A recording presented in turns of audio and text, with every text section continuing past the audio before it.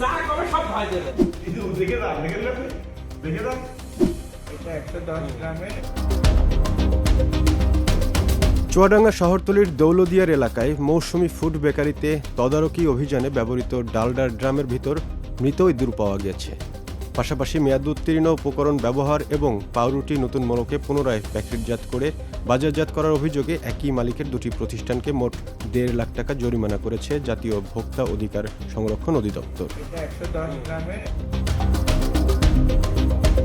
মানে একটা স্টিকার মারছে, যে পাঠাইছে তার নাম লিখে রাখবে না যে মাল। রবিবার দুপুরে অধিদপ্তরের চুয়াডাঙ্গা জেলা কার্যালয়ের সহকারী পরিচালক মোহাম্মদ মামুনুল হাসানের নেতৃত্বে এ অভিযান পরিচালিত হয়। অভিযানে সহযোগিতা করেন জেলা নিরাপদ খাদ্য কর্মকর্তা সচিব পাল, ক্যাব প্রতিনিধি মোহাম্মদ রফিকুল ইসলাম এবং জেলা পুলিশের একটি দল।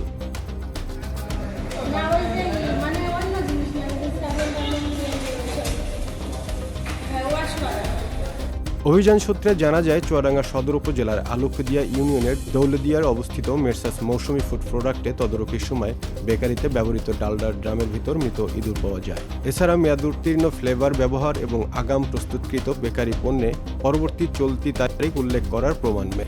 এ অপরাধে প্রতিষ্ঠানের মালিক মোহাম্মদ সাইদুর রহমানকে ভোক্তা অধিকার সংরক্ষণ আইনে 1 লাখ টাকা জরিমানা করা হয়।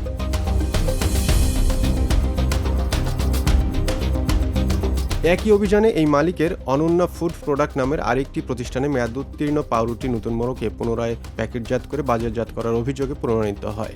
এজন্য প্রতিষ্ঠানটিকে 50,000 টাকা জরিমানা করা হয়েছে। সংশ্লিষ্ট সূত্র জানিয়েছে দুটি প্রতিষ্ঠানই একই মালিকানাধীন। ছবিগুলো নিয়ে যাবেন আমার কাছে, ভয় দেবে। এটা কিন্তু মানে যা কবে সব ভয় দেবে।